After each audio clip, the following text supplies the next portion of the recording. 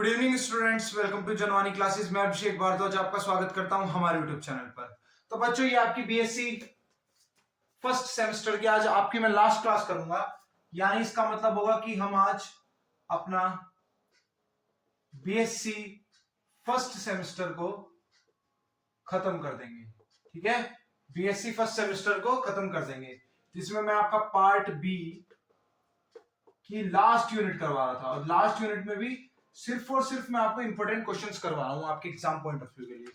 तो आपको लास्ट में मैंने हार्मोनिक मोशन और उससे रिलेटेड आपको टोटल एनर्जी वगैरह फाइंड करनी सिखा दी थी।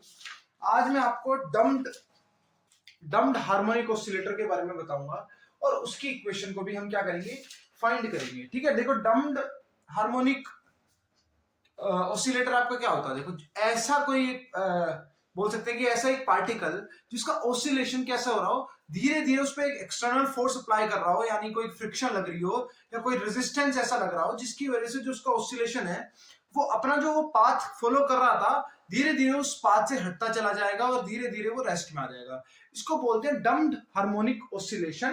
ठीक है, और जो यूज किया जाता है, जो जिस जिस पार्टिकल के साथ हो रहा होता है उसको क्या बोलते थे, डम हार्मोनिक ऑसिलेटर। ठीक है, तो इस कंडीशन में आपकी जो हार्मोनिक इक्वेशन है, सिंपल हार्मोनिक इक्वेशन जो थी वो थोड़ा सा चेंज हो जाएगी। उसको हम बोल देते हैं क्या, डम्ड हार्मोनिक इक्वेशन। ठीक है, डम्ड हार्मोनिक इक्वेशन, उसको हम ये बोल देते हैं।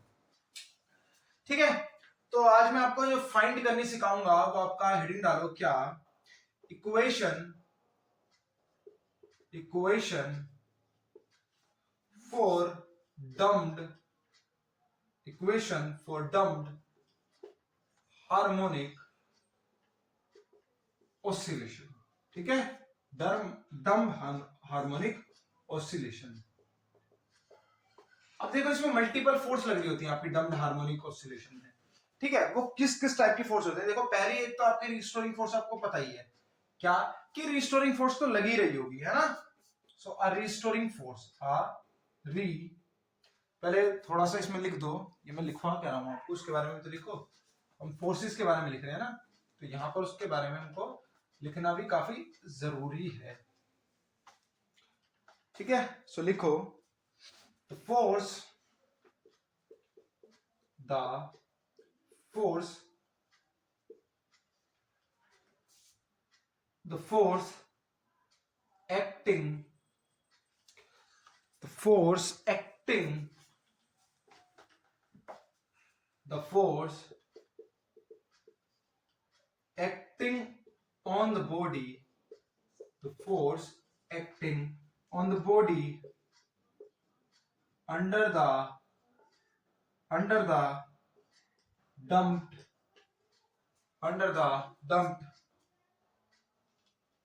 harmonic oscillation कौन कौन सी आपकी फोर्सेस हैं। वो पहली फोर्स आपकी कौन सी, रीस्टोरिंग फोर्स। आपको पता ही है कि भाई रीस्टोरिंग फोर्स तो लगी दी होगी, कोई चीज आपको डिस्प्लेस कर रहे हो तो वो अपने आप को वापस लाने का ट्राई करेगी। ठीक है, तो आपकी क्या लग रही है, रीस्टोरिंग फोर्स, जिसे आप एफ वेक्टर से भी डिनोट कर सकते हो। ठीक है, रीस्टोरिंग फोर्स या एफ आर कर दो, प्रोपोर्शनल टू डिस्प्लेसमेंट है ना, proportional the distance x, लेकिन कैसे एक्ट कर रही होगी, अपोजिट डायरेक्शन में, but acting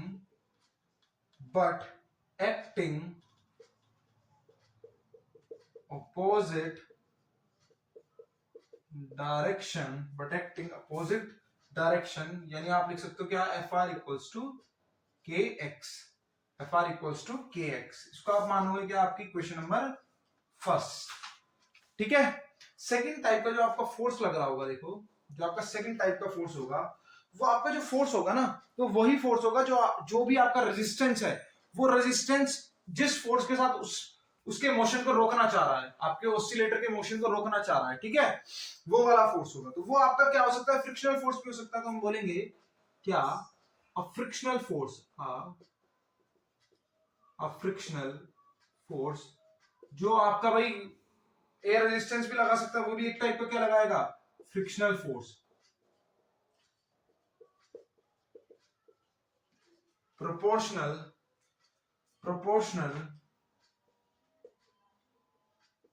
to the velocity proportional to the velocity but opposite to the direction of motion। ठीक है, तो जो आपकी एफ आर होगी या स्मॉल एफ वो किसके बराबर होगी, आपको दिख रहा है, काफी छोटा दिख रहा है ना, थोड़ा ऊपर लिख देता हूं मैं, थोड़ा सा ऊपर लिख दूंगा इसको। जो आपकी एफ होगी ये किसके बराबर होगी, प्रोपोर्शनल है, अपोजिट डायरेक्शन में तो कांस्टेंट हटा देंगे, और वेलोसिटी क्या है, तो वेलोसिटी आपको क्या होता है dx बाय dt। आपको दिख रहा है, अब तो आपको दिख रही होगी है ना। हाँ, तो इसको क्या करेंगे, आप इक्वेशन फर्स्ट थी आपके पास, अब इक्वेशन नंबर आपके पास सेकंड भी आ गई है। तो ये दूसरे टाइप की फोर्स है, ठीक है, ये आपकी क्या है, दूसरे टाइप की फोर्स है। अब ये दोनों क्या हो रही होंगी, अपोजिट डायरेक्शन में है, तो ये दोनों कंबाइन होकर लग रही होंगी, किसके अलोंग, आपका एक्सेलरेशन के द्वारा जो फोर्स हो रही है ना, जिस फोर्स के साथ वो एक्सेलरेट कर रहा है उस फोर्स के अगेंस्ट ये दोनों फोर्स होंगी जो उसको रोकने की, उसके एक्सेलरेशन को रोकने का काम कर रही है।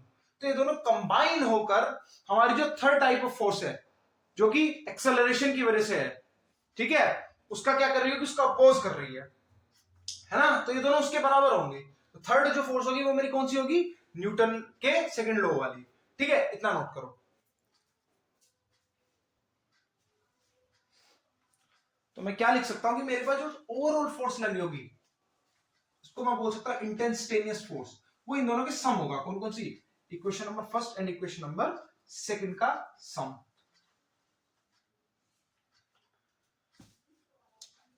ठीक है। अच्छा, वेयर आप लिख सकते हो, where b is the constant, b के बारे में बता देना कि भाई बी आपका कांस्टेंट है, ठीक है। नाउ total instantaneous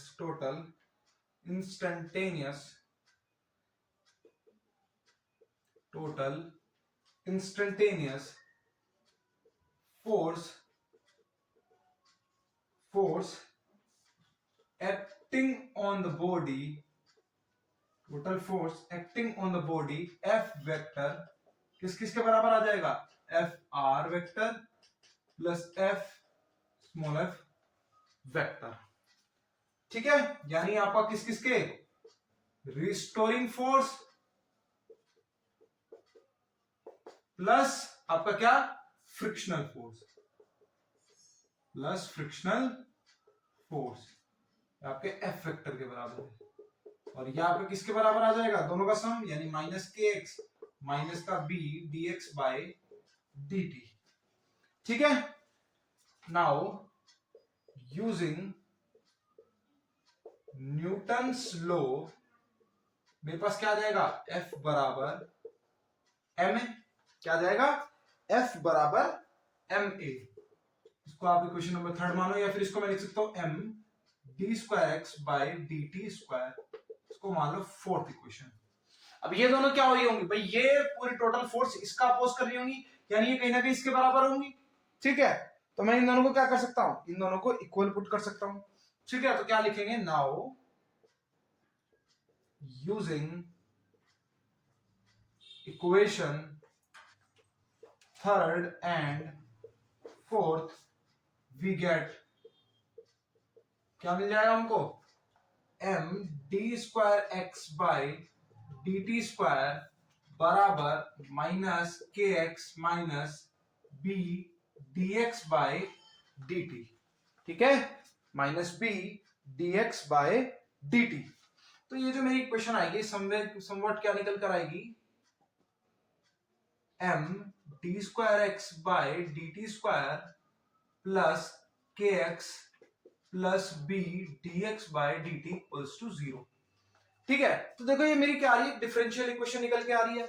अब इसे मैं चाहूं तो क्या कर सकता हूं वापस से, अगर मैं इसमें क्या करूं, m से डिवाइड कर दूं, अगर मैं इसमें m से डिवाइड कर दूं तो अब आप इसे k बाय m बन जाएगी, और कहीं ना कहीं आपको ओमेगा स्क्वायर वाली इक्वेशन में लेके मैं आ सकता हूं।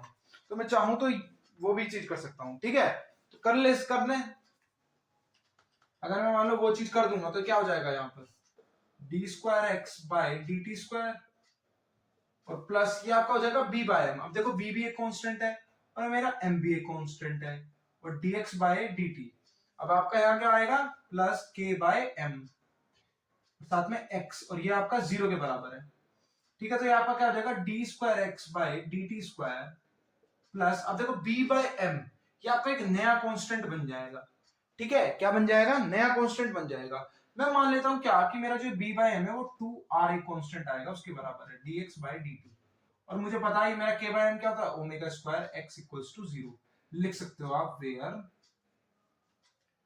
मैंने b बाय m को क्या लिख दिया, 2r, and omega square equals to k by m। ये दो इंपॉर्टेंट चीजें तो नोट भी कर लेना, ठीक है। तो ये कंडीशन मैं मान लूं तो मेरे पास ये क्या आ गई है, इक्वेशन आ गई है। अब देखो मेरी इक्वेशन किसकी फॉर्म में आ रही है, x की फॉर्म में आ रही है। तो मुझे क्या करना पड़ेगा, इसका एक सॉल्यूशन फाइंड करना पड़ेगा। फाइंड कैसे करेंगे, बिल्कुल सेम वैसे करेंगे जैसे हार्मोनिक के लिए करते थे। क्या करना था हमको, जस्ट हमको इसका एक सॉल्यूशन अपनी तरफ से लेट कर लेना था। तो बिल्कुल सेम वही प्रोसेस करेंगे, अपनी तरफ से एक सॉल्यूशन को लेट कर लेंगे, ठीक है। चलो नोट करो फटाफट से।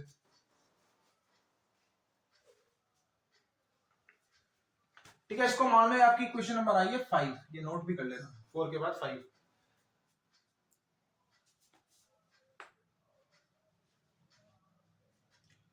ठीक है, आगे चलो।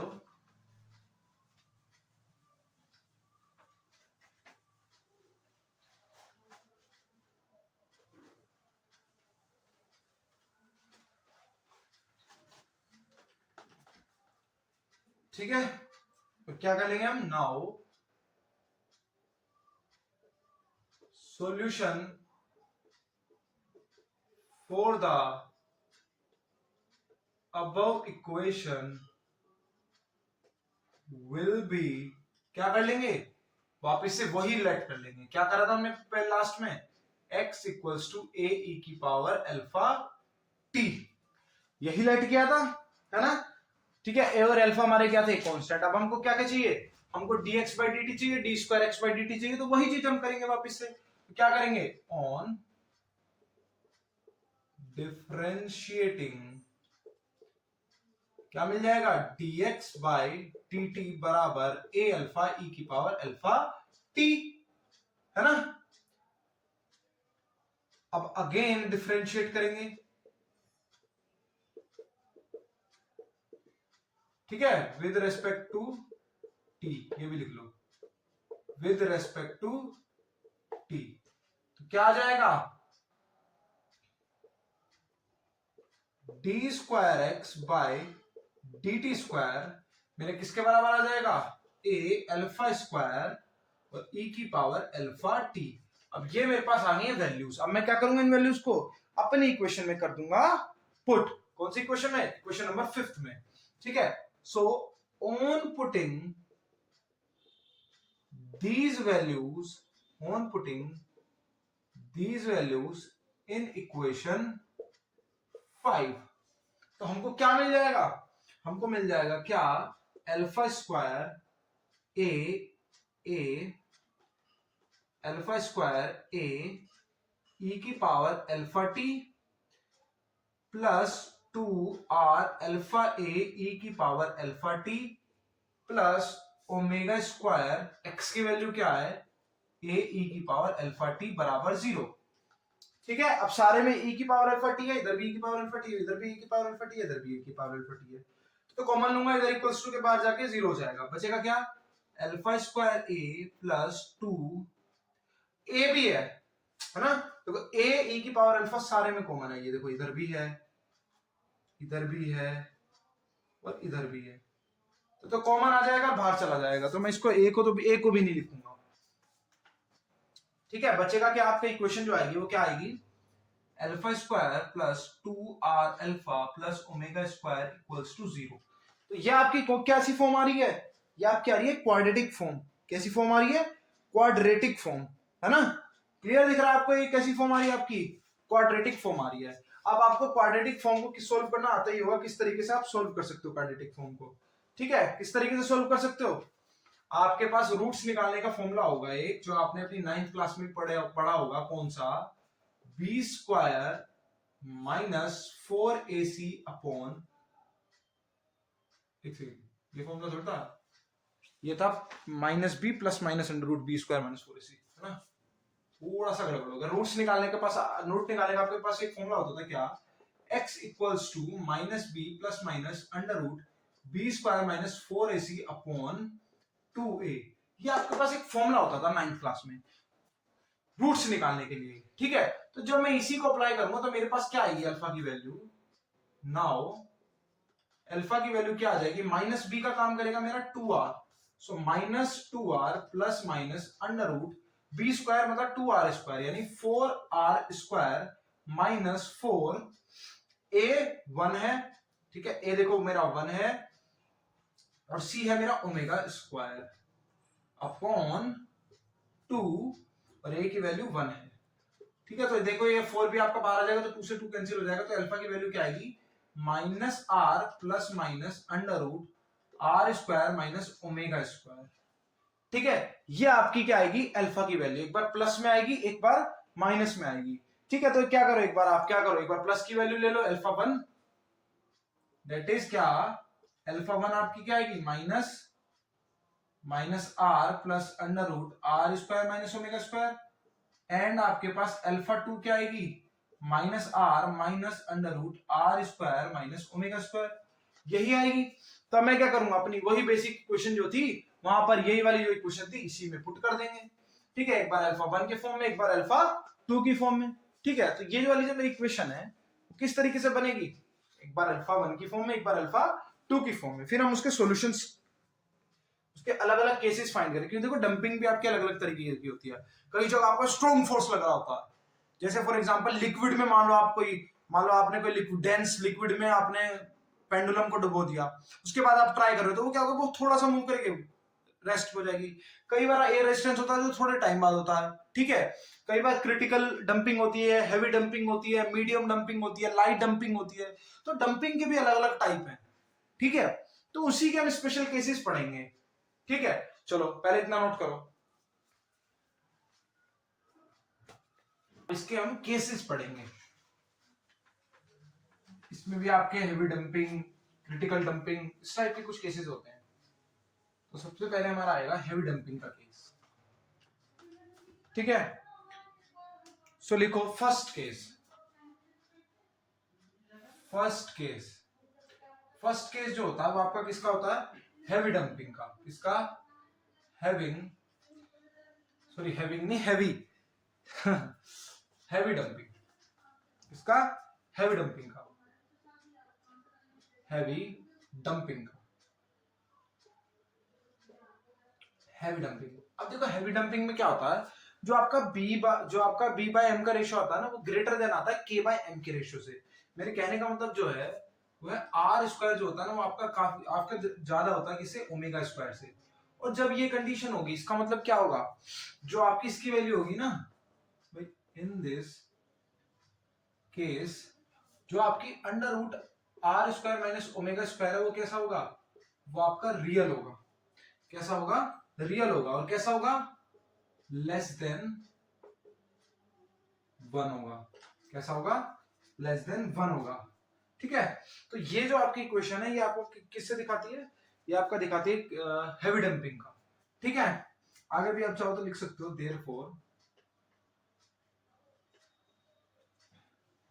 देयरफॉर जो आपकी इक्वेशन बनेगी।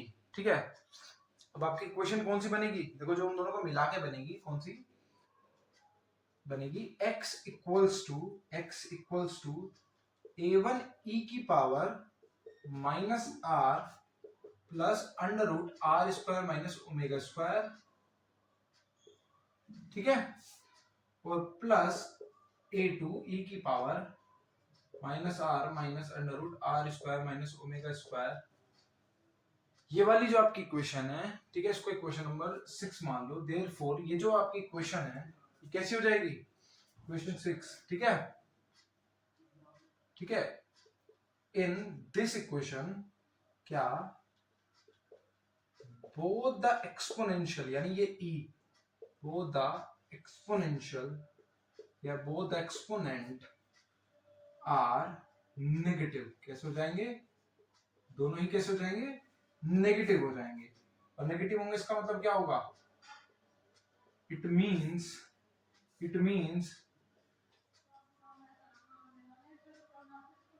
displacement x of the, it means displacement x of the particle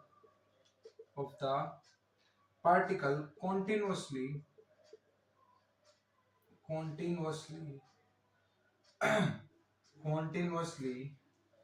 decreases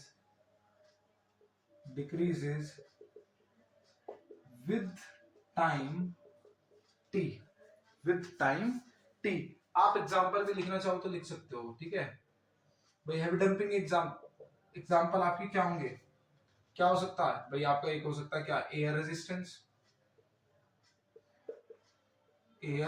resistance on a pendulum, और आपका एक और हो सकता है अ पेंडुलम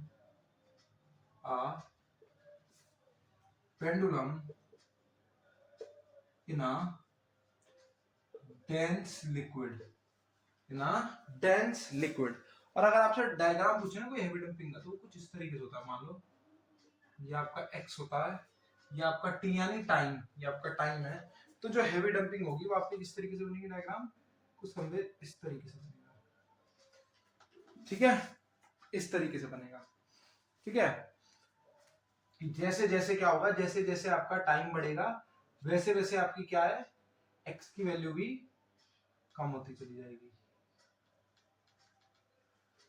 ठीक है, इस तरीके से बनेगा।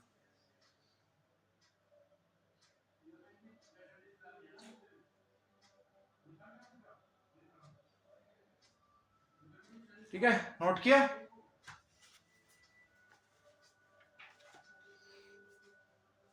अब सेकंड केस हम अपना पढ़ेंगे जिसमें हम क्रिटिकल डंपिंग के बारे में पढ़ेंगे,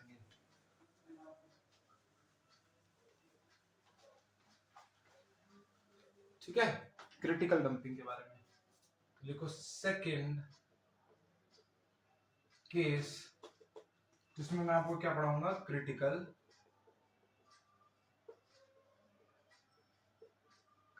डंपिंग, ठीक है। तो क्रिटिकल डंपिंग में मान लूंगा क्या, मेरे पास R square minus omega square किसके बराबर होगा, एच स्क्वायर के बराबर होगा। एच कोई मेरे पास एक कांस्टेंट मान लो, ठीक है। यहाँ पर मेरी एच की वैल्यू क्या आ जाएगी, under root r square minus omega square. तो इससे मेरी जो इक्वेशन है वो क्या बनेगी, then x equals to a1 e की पावर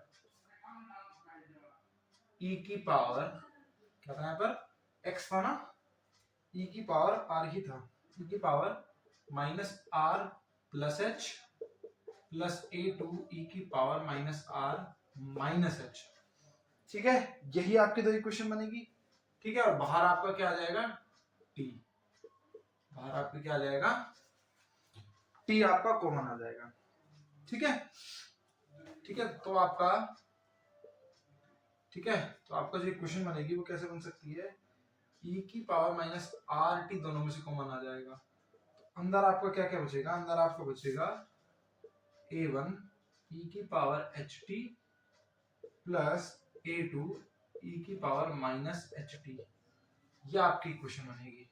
इसको आप फर्दर एक्सपेंड कर सकते हो कैसे, e की power minus R T a1 क्या 1 plus h t plus a2 1 minus h t,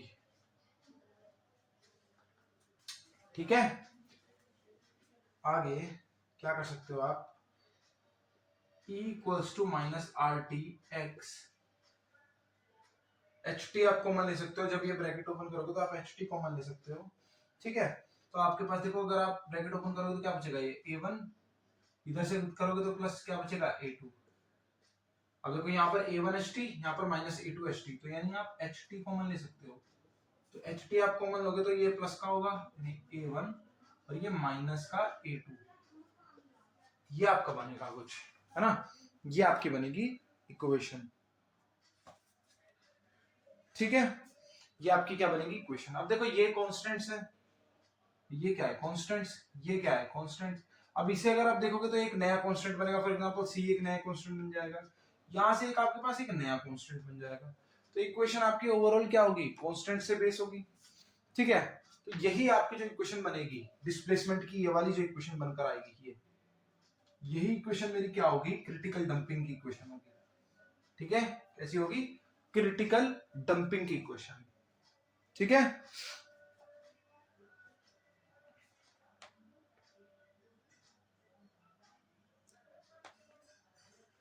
ठीक है, ये मेरी कैसी होगी, क्रिटिकल डंपिंग की। अब आप सोच रहे होंगे सर ये क्रिटिकल डंपिंग चीज क्या। तो क्रिटिकल डंपिंग मेनली आपका क्या होता है कि जब आप पार्टिकल को फोर्स करें कि वो उसकी मेन पोजीशन पर आ जाए विदाउट ऑसिलेशन, कि ऑसिलेट करे बिना, तो वो होता है आपका क्रिटिकल डंपिंग। ठीक है, ये आपका कई बार इंस्ट्रूमेंट्स में यूज भी किया जाता है आपकी लैब के अंदर। ठीक है, जिससे क्या होता है कि आपका जो बैलेंस पॉइंट है ना, वो बैलेंस पॉइंट आप अपना ऑक्यूपाई कर ले विदाउट ऑसिलेशन, कि बिन कुछ भी ऐसे ना हो। आप इलेक्ट्रिसिटी का यूज कर सकते हैं जिससे जो आपका पॉइंटर है वो आपका बैलेंस पॉइंट पर आके रुक जाए। ठीक है, इसलिए इस चीज को बोला जाता है क्रिटिकल डंपिंग। तो ये आपकी जो इक्वेशन बनेगी वो कुछ इस टाइप की बन जाएगी, ये x इक्वल्स टू e की power minus RT C plus D HT, C plus D HT। ठीक है, ठीक है, C plus D H T. अब देखो H भी तो आपका कांस्टेंट है, तो एक काम करो इस पूरे को D मान देते हैं, है ना भाई, H इंटू ए, ये वाला पोर्शन, ये भी आपको ढंग से बताऊं तो मैं इस तरीके से बोल रहा हूँ, T पहले लिख देता हूँ, H बाद में लिख लेता हूँ। तो यहां से लेके ये पूरा पोर्शन D मान लेते हैं, तो ये H यहां से हट जाएगा और ये इक्वेशन आपकी बनेगी। ठीक है, ये इक्वेशन। ठीक है, ये आपका हो जाएगा क्या, सेकंड केस क्रिटिकल डंपिंग का। ये आपके एग्जाम पॉइंट ऑफ व्यू से काफी इंपॉर्टेंट क्वेश्चन है और ये केसेस भी, तो इन्हें अच्छे से करना।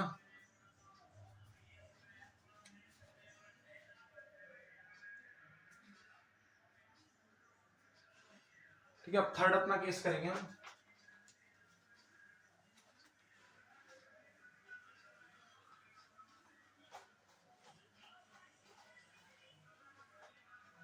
अब थर्ड केस करेंगे। थर्ड केस आपका क्या है, लाइट डंपिंग का।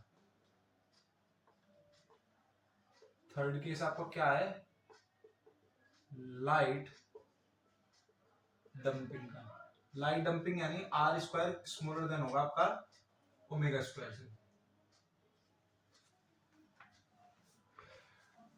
ठीक है, ये आपका लाइट डंपिंग का केस है।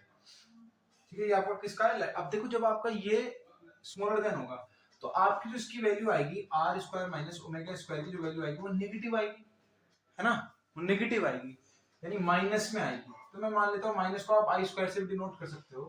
तो मैं मान लेता हूँ क्या कि मेरी ये जो वैल्यू आएगी वो समवेयर आई ओमेगा डैश के बराबर आएगी। किसके, आई ओमेगा डैश के। ठीक है, किसके बराबर आएगी, आई ओमेगा डैश के बराबर मैंने इसको लेट कर लिया है।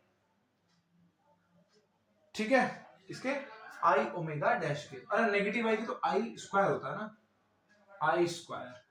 ठीक है, आई स्क्वायर और omega square, omega dash square लगा लो, यानी आई ओमेगा जो है वो आपका किसके बराबर आएगा, under root r square minus omega square के। ठीक है, इस तरीके से ओमेगा डैश। तो ये मेरे पास आ गई है। तो इससे अगर अब मेरे पास, ठीक है, ये मैंने अपनी तरफ से मानी है, क्यों, क्योंकि डंपिंग हो रही है तो कुछ ना कुछ एक कंडीशन बन रही होगी आपका। ठीक है, लाइट डंपिंग में बड़ा काफी धीरे धीरे धीरे चेंज होता है। ठीक है भाई, हैवी डंपिंग में क्या होता है एकदम से स्टॉप हो जाएगा, लाइट डंपिंग में क्या थोड़ा सा टाइम लगता है। ठीक है, स्टॉप होने के लिए थोड़ा सा टाइम लगता है। ठीक है, तो ये वाली कंडीशन मान के अपनी जो आपकी बेस इक्वेशन थी यानी क्वेश्चन नंबर 6 जो मैंने अभी बनाई थी, उस इक्वेशन 6 में इसकी वैल्यूज को हम पुट कर देंगे। तो जब आप वैल्यूज पुट करोगे तो लिख दो using equation using equation 6 we get, हमको क्या मिल जाएगा इक्वेशन 6 को जब हम यूज करेंगे, x बराबर a1 e की power minus r plus i dash i omega dash T plus a2 e की पावर माइनस आर माइनस आई ओमेगा डैश टी। यानी आपका क्या बन जाएगा, क्या बन जाएगा ये, वापिस से आप वापिस आप क्या कॉमन ले सकते हो, e की पावर माइनस आर टी आप कॉमन ले लोगे तो क्या बचेगा, a1 e की power I omega dash T plus a2 e की पावर माइनस आई ओमेगा डैश टी। ये आपका बचेगा, ठीक है, ये आपका बचेगा, ठीक है। अब आपको इसकी वैल्यू पता है, इसकी वैल्यू क्या होती है, तो उसको हम यूज करेंगे। क्या x इक्वल्स टू e की पावर माइनस आर टी, और इधर आपका a1, ठीक है, इधर आपका a1, तो यहाँ फॉर्मूला आप यूज करोगे e की पावर माइनस e की पावर ओमेगा टी का, वो क्या होता है, e की cos cos cos omega dash T, cos omega dash T plus I sine omega dash T, ठीक है, plus A two cos omega dash T minus I sine omega dash T, ठीक है।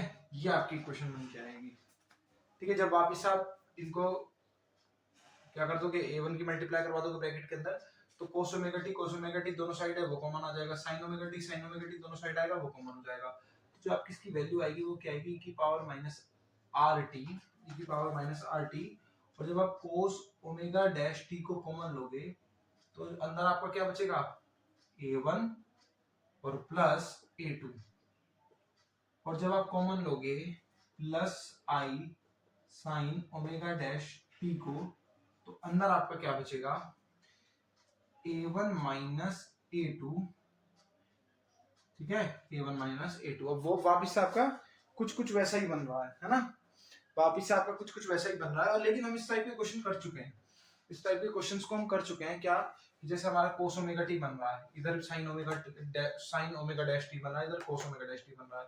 तो अगर मैं इसको sin की कंडीशन में ले आऊं और इसको i के साथ इंक्लूड करके cos की कंडीशन में ले आऊं, तो मेरे पास sin का एक फॉर्मूला बन जाएगा, sin a प्लस b वाला, ठीक है। तो मैं वही चीज करूंगा वापिस से, जैसे मैं अपना हार्मोनिक इक्वेशन में मैंने आपको करके दिखाया था, ठीक है, नोट करो, ठीक है। तो हम क्या करेंगे,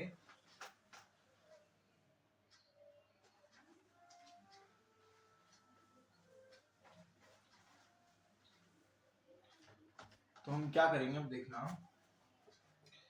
now let us put a1 plus a2 equals to a sin phi, ठीक है, एंड आपका किसका i a1 minus a2 equals to a cos phi को।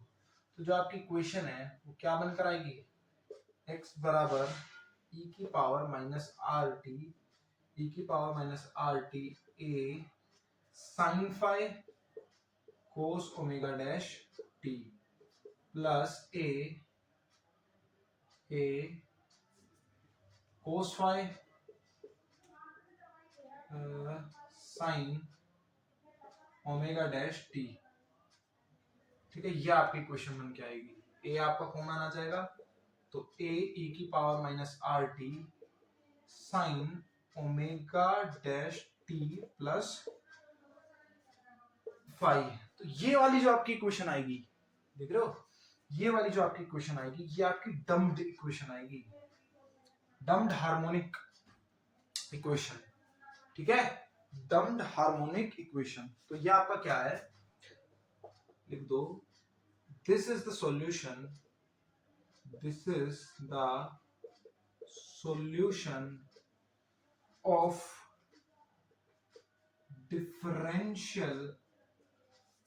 differential equation of dumped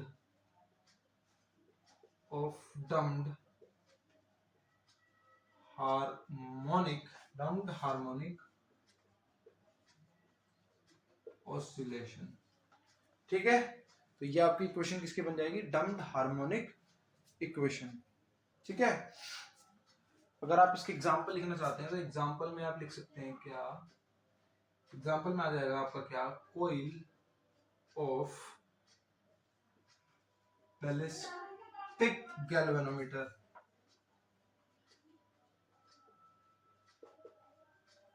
ठीक है, ये फर्स्ट। सेकंड आपका एग्जांपल हो जाएगा क्या? इलेक्ट्रिकल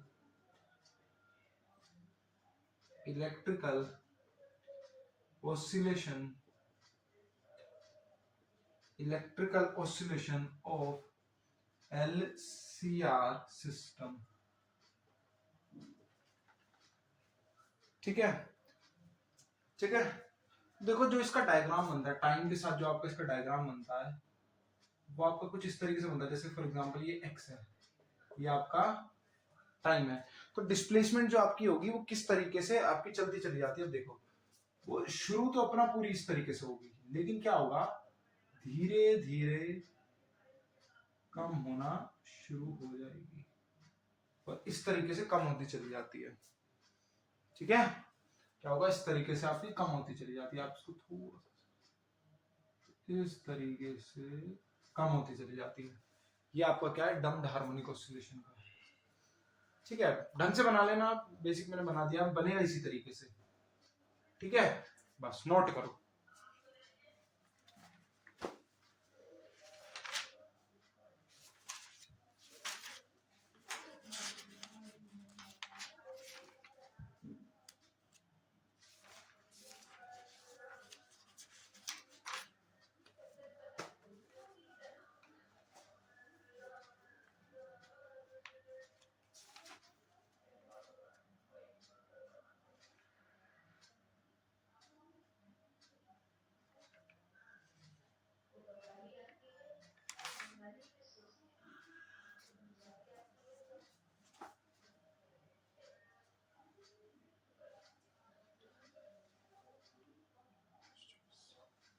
ठीक है, अब आगे चलते हैं। हमारा नेक्स्ट इंपॉर्टेंट टॉपिक,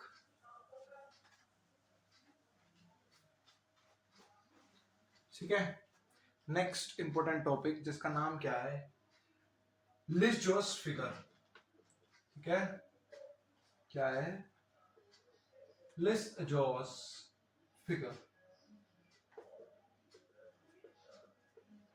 ठीक है, ये आपकी कुछ फिगर्स आएंगे निकल के, आपकी जो आपने अपना अब तक हार्मोनिक इक्वेशंस पढ़ी है ना, उसी हार्मोनिक इक्वेशन का यूज करके कुछ हमारी फिगर्स निकल के आएंगी जो हमें बताएंगी कि किस टाइप का मोशन हो रहा है पार्टिकल का। ठीक है, किस टाइप का वो, भाई आपका आपने पढ़ लिया कि सिंपल हार्मोनिक मोशन के बारे में आपने पढ़ लिया। ठीक है भाई, को अपने पाथ को बार बार रिट्रेट करे। अब वो रिट्रेस तो अलग अलग तरीके से कर सकती है भाई, सर्कल भी रिट्रेस करता है, इक्विलिट भाई जब आपकी इक्विलिप्टिकल वाली कंडीशन होती है वहां भी रिट्रेट करता है। ठीक है, इस तरीके से पैराबोला बनता है वहां भी करता है। ठीक है, तो अलग अलग शेप्स हैं जहां पर बार बार आपका हार्मोनिक ऑसिलेशन हो सकता है। ठीक है, कैसे पता लगेगा कि कहां पर क्या हार्मोनिक ऑसिलेशन हो रहा है? तो देखो, अगर आपका टाइम इंटरवल कैसा है, एग्जैक्ट बिल्कुल एग्जैक्ट है, यानी 1:1 का है, तब आपकी कंडीशन क्या बनेगी? जब 2:1 का है तब आपकी कंडीशन क्या बनेगी? ये आपका एग्जाम में भी क्वेश्चन आता है, 1:1 पे बता दो, 2:1 पे बता दो, तो ये आपका काफी इंपॉर्टेंट हो जाएगा। ठीक है, सो इसको मैं क्या लिखूंगा? when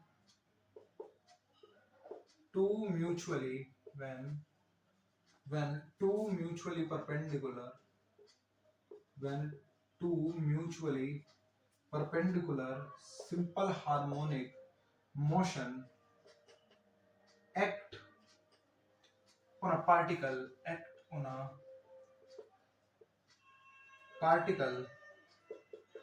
then resultant then resultant resultant path of particle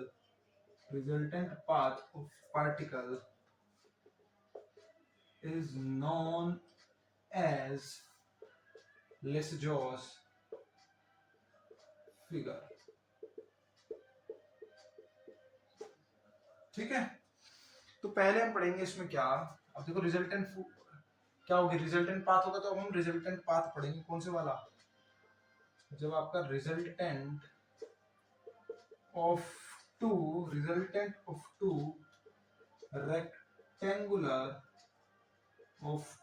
rectangular simple harmonic motions of exactly कैसा, exactly इक्वल पीरियड। अब इक्वल पीरियड से आप क्या समझे कि जो आपका दोनों T1/T2 हो वो हमारा 1:1 का हो। ठीक है, कई बार क्वेश्चन आपका इस तरीके से भी आ जाएगा, तो इसका भी आपको ध्यान रखना है। ठीक है, यानी दोनों का टाइम कैसा होना चाहिए, सेम होना चाहिए।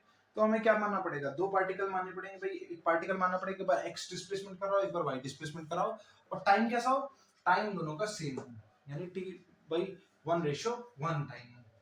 ठीक है, तो क्या करेंगे, लिखो consider the motion of a particle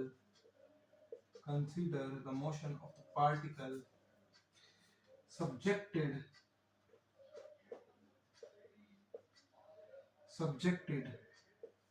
to a simple harmonic motion of amplitude a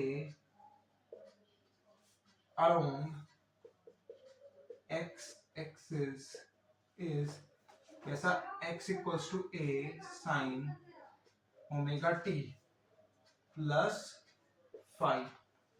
ठीक है, a sin omega t plus 5। ठीक है, आगे नोट करो पहले।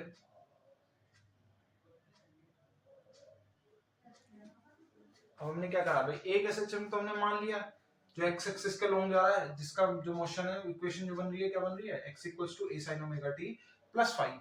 अब अगर y एक्सिस के लॉन्ग जाए, ठीक है, तो आपका सिंपल हार्मोनिक मोशन कैसा बनेगा, मान लो फेज डिफरेंस फाई हमारा फेज डिफरेंस है, तो y एक्सिस के लॉन्ग क्या बन जाएगा, a sin ओमेगा t, अगर एम्पलीट्यूड a है, वही चीज हम लिखेंगे।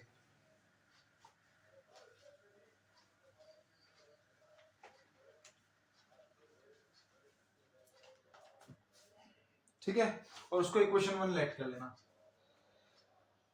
अब लिखो क्या, and displacement y of another simple harmonic motion having amplitude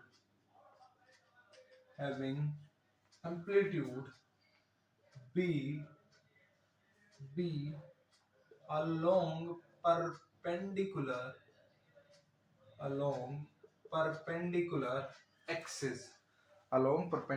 axis तो आपका क्या हो जाएगा, y equals to a sin omega t।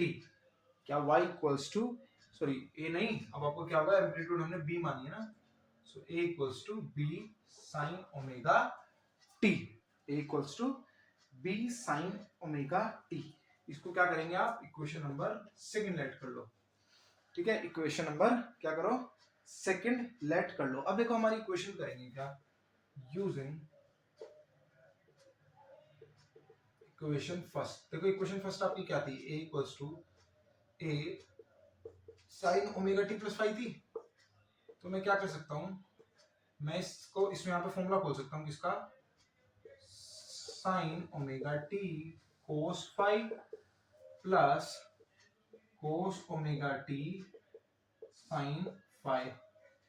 ठीक है, ये मैं एक फॉर्मूला अपना खोल सकता हूं यहाँ पर, यहाँ तक किसी को कोई डाउट होना नहीं चाहिए। ठीक है, और a को मैं अगर इधर डिवाइड में ले आऊं तो x by a equals to क्या बन जाएगा, sin ओमेगा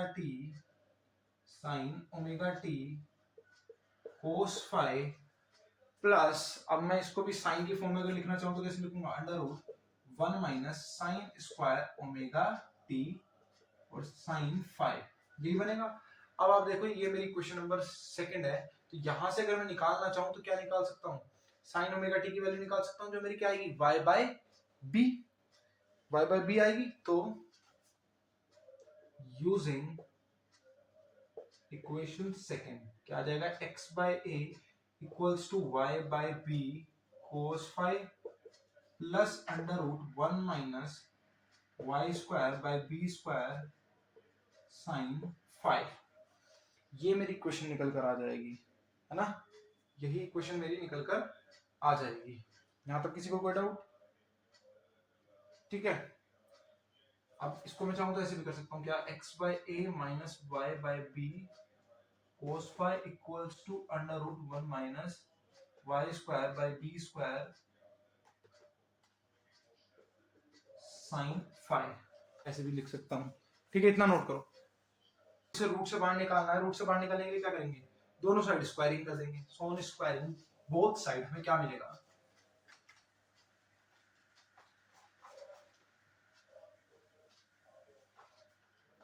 तो लिखो क्या, ऑन स्क्वायरिंग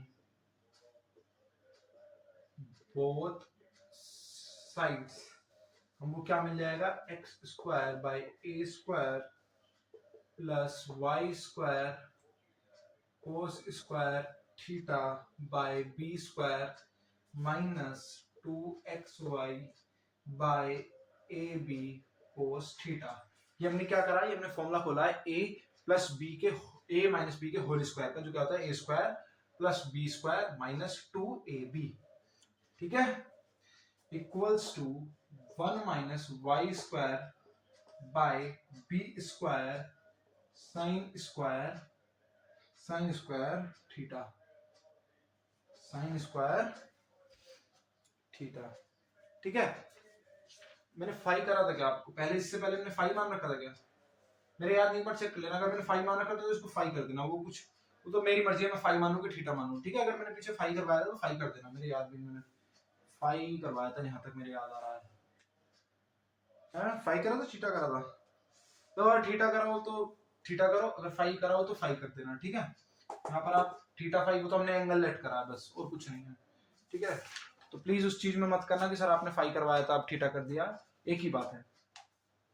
ठीक है, देखो यहाँ पर क्या बन रहा है आपका, अब देखो ये वाई स्क्वायर बी स्क्वायर यहाँ भी है, वाई स्क्वायर बी स्क्वायर, तो ब्रैकेट ओपन करके देखते हैं हमारा क्या बनेगा, एक्स स्क्वायर प्लस ए स्क्वायर, ये माइनस का है इधर आ जाएगा प्लस में, है ना, प्लस तो मैं Y square by B square अगर इधर से कॉमन लूंगा, अंदर क्या बचेगा, कोस स्क्वायर थीटा इधर आके प्लस होगा, प्लस और साइन स्क्वायर थीटा मेरा बचेगा, और इधर ये आपका माइनस का ही रहेगा, और इधर आप करोगे तो साइन स्क्वायर थीटा बचा का बचा ही रहेगा। ठीक है, तो ये आपका minus 2xy cos theta by A B equals to sine square theta आपका बचेगा। अब देखो sine square theta plus cos square theta क्या होता है, 1। तो मेरे पास एक रिजल्टेंट जो इक्वेशन आएगी वो क्या आएगी, X square by square Y square by B square minus 2xy cos theta by A B equals to sine square theta. अब ये जो थीटा की वैल्यू है ना, ये थीटा की वैल्यू है, ये हमको डिसाइड करने में काफी हेल्प करेगी कि ये जो मेरी इक्वेशन बन रही है ये किस टाइप के पार्टिकल की बन रही है। भाई ये मेरी ठीक है, ये इक्वेशन ही बन रही है, देखा जाए हमने सिंपल हार्मोनिक मोशन को ही एक्सपेंड करा, तो ये जो मेरी इक्वेशन बन के आएगी ये किस टाइप के पार्टिकल की बन के आएगी, मतलब पार्टिकल का टाइप, पार्टिकल जो है वो किस टाइप का मोशन कर रहा होगा, सर्कुलर मोशन कर रहा होगा, इलिप्टिकल मोशन कर रहा होगा, पैराबोलिक मोशन कर रहा होगा, कैसा मोशन कर रहा होगा, ये हमको पता लगेगा इस थीटा की वैल्यू फाइंड करने से। ठीक है, तो हमारा फोकस जो होगा इस थीटा की वैल्यू पर होगा, और इसी से हमारे क्या बनेंगे, अलग अलग टाइप के केसेस बनेंगे। ठीक है, कैसे बनेंगे, अलग अलग टाइप के केसेस बनेंगे, तो अब हम उन्हीं केसेस को हम पढ़ेंगे आराम से। ठीक है, तो इतना नोट कर लो, यहां तक इसको नोट कर लो। ठीक है,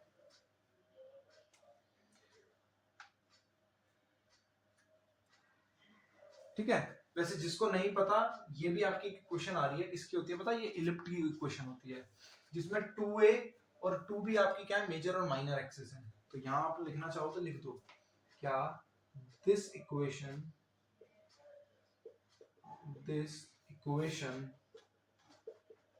is the representation of N ellipse of side 2a and 2b, ठीक है, हैविंग आपके सेंट्रिसिटी कैसी दिखा रहा है ये, हैविंग अ सेंट्रिसिटी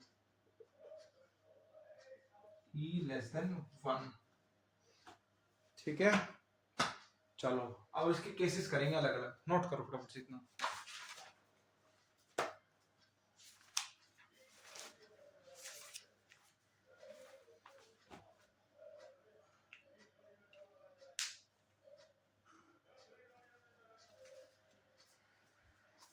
इसे अच्छे से करो क्योंकि मैं जो 2:1 वाला ना वो आपको होमवर्क के लिए दूंगा, नहीं होगा तो मैं बता दूंगा। ये हमारा लास्ट टॉपिक है, इसमें इंपॉर्टेंट जो टॉपिक है मेन आपको पूछा जाएगा तो यही पूछा जाएगा, simple harmonic motion, dumped harmonic motion, ठीक है।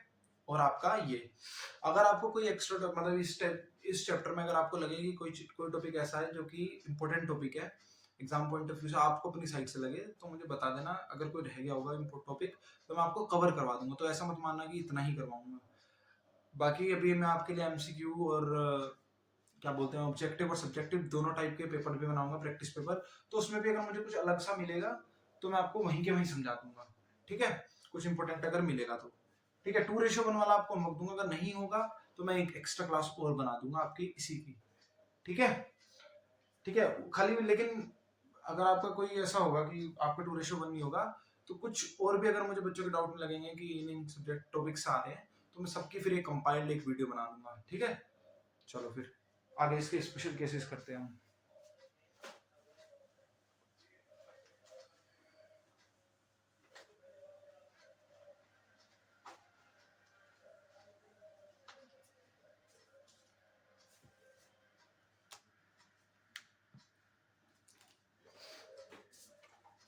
तो देखो हम केस 1 की बात अगर हम बात करें, केस फर्स्ट की अगर मैं बात करूं, और केस फर्स्ट में अगर मेरा क्या हो जाए, इफ थीटा मेरा 0 हो जाए, क्या हो जाए, थीटा मेरा 0 हो जाए, थीटा 0 होगा तो क्या होगा, मेरा कोस 0 की वैल्यू क्या होगी, कोस 0 की वैल्यू होती है मेरी 1, और साइन 0 की वैल्यू क्या होती है मेरी 0।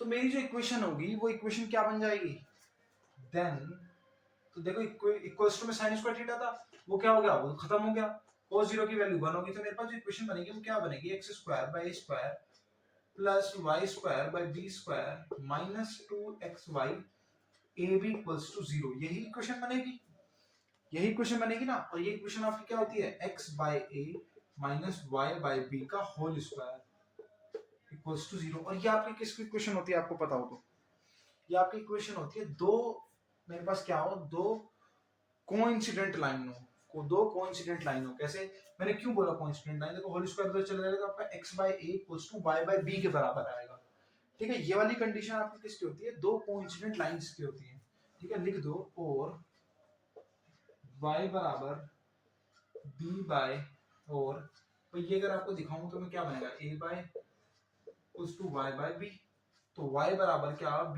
बाय a x, ऐसे भी लिख सकता हूं, है ना, ऐसे भी लिख सकता हूं, ठीक है। तो एक लाइन मेरी ये and x equals to a by b y, ठीक है, ये मेरी दो लाइंस आ रही हैं, है ना, ये मेरी दो लाइंस आ रही हैं, और ये कैसी हैं, are two coincident, are two coincident straight lines. तो मेरा डायग्राम अगर मैं ड्रॉ करने लगूंगा तो कुछ इस तरीके से ड्रॉ होगा, है ना, कुछ इस तरीके से ड्रॉ होगा, ठीक है, जिसमें मेरा ये क्या रिप्रेजेंट करोगे, हमारी मेन इक्वेशन में ये 2b को रिप्रेजेंट कर रहा था, इलिप्टिकल माना था ना, और ये हमारा किसे रिप्रेजेंट कर रहा था, 2a को रिप्रेजेंट कर रहा था। तो मेरी क्या बन रही है, स्ट्रेट लाइन बन रही है। तो स्ट्रेट लाइन बनेगी तो किस तरीके से जाएगी, कुछ इस तरीके से जाएगी, ठीक है, जिसमें ये a है इतना खाली और ये b है आपका, ठीक है। तो ये मेरी क्या जाएगी, स्ट्रेट लाइन जाएगी, यहाँ पर ये एंगल क्या होगा, ये एंगल आपका थीटा होगा, ठीक है। तो इस तरीके से इसका डायग्राम भी ड्रॉ हो जाएगा।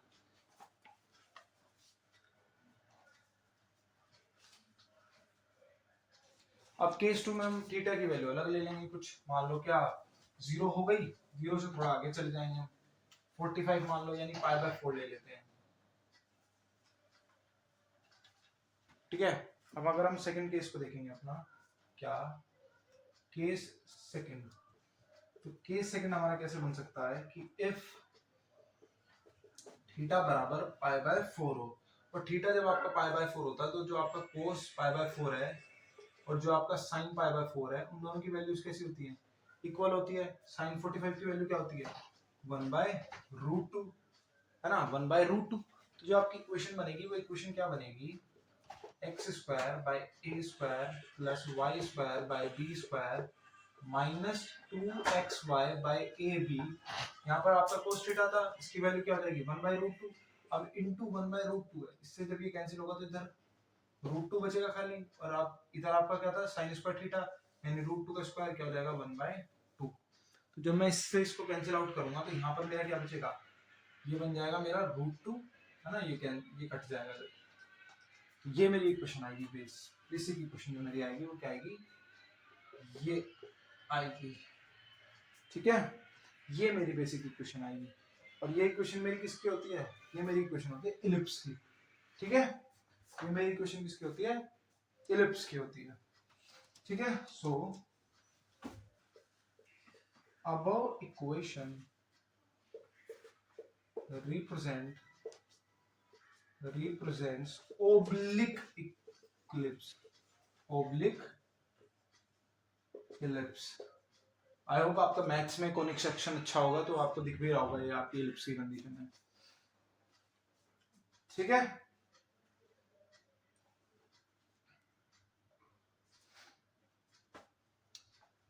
ठीक है, ओब्लिक इलिप्स तो पता है ना किस तरीके से बनता है, कुछ इस तरीके से बनता है ओब्लिक इलिप्स, इस तरीके से, ये आपको ओब्लिक इलिप्स है।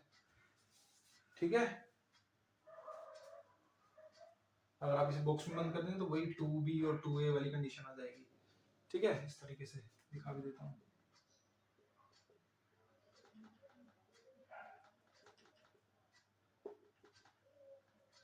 ठीक है, वो आप ड्रॉ कर लेना बाकी। अब केस थर्ड ले लेंगे, 45 पे भी ले ली, अब एक काम करते हैं 90 डिग्री पे ले लेते हैं। जब 0 पे भी ले ली, 45 पे भी ले ली, अब 90 पे भी ले लेते हैं। केस थर्ड, केस थर्ड पे हम क्या करेंगे, थीटा को 90 डिग्री मान लेंगे। अब 90 पे आपकी कोस 90 की वैल्यू क्या होती है 0, और साइन 90 की वैल्यू क्या होती है 1। तो जो आपकी इक्वेशन है वो आपकी इक्वेशन क्या बन जाएगी, x² प्लस y²/b²। अब ये 0 से मल्टीप्लाई होगा वाला पोर्शन तो खत्म, इधर था साइन स्क्वायर थीटा मतलब 90, तो आपका 1। ये इक्वेशन किसकी है, ये आपकी होती है सर्किल की इक्वेशन। पता है आपको सर्किल की इक्वेशन, ये स्क्वायर लगा लो चाहे, इस तरीके से आपकी एक सर्किल की इक्वेशन होती है क्या, है ना। तो क्या होगा, this equation represents a circle. अब देख लो ये सारे क्या है आपके हार्मोनिक मोशन ही तो है, सर्किल भी आपका बार बार उसी पाथ को बार बार फॉलो करता है, ये वही चीज है। ठीक है, ये आपका वही चीज है। अब देखो, अब एंगल्स का खेल भी खत्म हो गया। अब हमारे पास एक और वेरिएबल भी तो था, कौन सा, ए और बी भी तो वेरिएबल्स हैं। तो इनकी अगर वैल्यूज इक्वल हो तब क्या कंडीशन बनेगी, भाई कुछ भी कंडीशन बन सकती है ना। भाई आप ध्यान से देखोगे तो ये एम्पलीट्यूड ही तो है, तो वेव की एम्पलीट्यूड तो कुछ भी हो सकती है। ऐसा भी हो सकता है दोनों साइड क्या हो, भाई एक्स डायरेक्शन में भी और वाई डायरेक्शन में भी जो डिस्प्लेसमेंट कर रहा है वो सेम एम्पलीट्यूड के साथ कर रहा है, ये भी कंडीशन बन सकती है। ठीक है, तब आपका क्या होगा, ठीक है, तब आपका क्या होगा भाई, जब when a equals to b हो जाए तब आपका क्या होगा, तब भी वो हो जाएगा भाई, a इक्वल्स टू b आती तब भी आपकी क्या बन जाएगी, ये इक्वेशन कैसी बन जाएगी, x² plus y² equals to a², जिसमें a आपकी क्या होगी, a आपके उस सर्किल की रेडियस होगी। यहां पर आपकी सर्किल की रेडियस क्या आ रही है, थोड़ा कंफ्यूजिंग रेडियस आ रही है ना, मतलब आपका जो सर्किल बनेगा वो कुछ इस तरीके से बनेगा कि कंप्लीट सर्किल टाइप नहीं बनेगा, क्योंकि रेडियस जो आ रही है वो a और b की फॉर्म में आ रही है, यानी एक साइड से देखोगे तो आप a, एक साइड से देखोगे तो आप क्या b। ठीक है, इसमें आपको कोई डाउट नहीं होना चाहिए, ठीक है। ये आपकी किसकी इक्वेशन बनेगी, सर्किल की। So this is the equation, this is the equation of circle, है ना। और ये आपकी, एक सेकंड, ये भी इक्वेशन, अरे अरे अरे गलती हो गई, ये आपकी सर्किल की नहीं है, ये आपकी तो इलिप्स की होती है ना, ए स्क्वायर एक्स स्क्वायर अपॉन ए स्क्वायर, ये आपकी इलिप्स की है बच्चों, आपकी इलिप्स की है, जिसमें मेजर और माइनर एक्सिस एयर भी दे रखा है ना भाई, एक आपकी ए होगी एक आपकी बी होगी, जो मैं बोल रहा था, ठीक है। ये मेरे मुंह से गलती से सर्कल निकल गया, मुझे लगा बार बार बार बार, ठीक है। ये आपकी इलिप्स है, इलिप्स की इक्वेशन बनेगी, और ये आपकी किसकी इक्वेशन बनेगी, सर्किल की, ठीक है। ये आपकी सर्किल की कंडीशन होगी, ठीक है। जहां पर आपका ए जो होगा वो बी के बराबर होगा, ठीक है, ए जो होगा वो आपका बी के बराबर होगा। तो इसी तरीके से आप एंगल्स की वैल्यू अलग अलग रखते रहेंगे, आपकी जो इक्वेशंस है वो भी अलग अलग आती रहेंगी, ठीक है। इक्वेशंस भी आपकी क्या आएंगे, अलग अलग आती रहेगी। अब आप एक काम करना, एक ट्राई करना फ्रीक्वेंसी जब आपकी 2:1 की हो, ठीक है, जब आपका टाइम जो हो वो अलग अलग हो, ठीक है। एक बार ट्राई करना, ज्यादा हार्ड नहीं है, अगर आपका डाउट आएगा तो उस डाउट को क्लियर करूंगा, मैं ही क्लियर करूंगा, ठीक है। वो एक बार ट्राई करना, ठीक है, अपने आप से एक बार ट्राई करना। बाकी मैं मानता हूँ कि ठीक है, ये हमारी लास्ट क्लास है। बाकी ऐसा नहीं है, लास्ट क्लास कहने का मतलब मेरा ये है कि अब आपको रिवीजन करना शुरू कर देना है, मॉडल उठाने देखने हैं, प्रीवियस ईयर देखने हैं अच्छे से, ठीक है। जो भी मैंने क्लासेस करवाई हैं उनका रिवीजन करना है, ठीक है। और मैं भी अपनी साइड से आपका रिवीजन थोड़े दिनों में शुरू कर दूंगा, इतने थोड़ा मैं आपको टाइम दूंगा कि आप रिवीजन वगैरह कर ले। तो जो भी आपका डाउट आएगा वो आप मुझे बता देना, ठीक है। चलो फिर आज के लिए इतना ही रखेंगे, थैंक यू वेरी मच।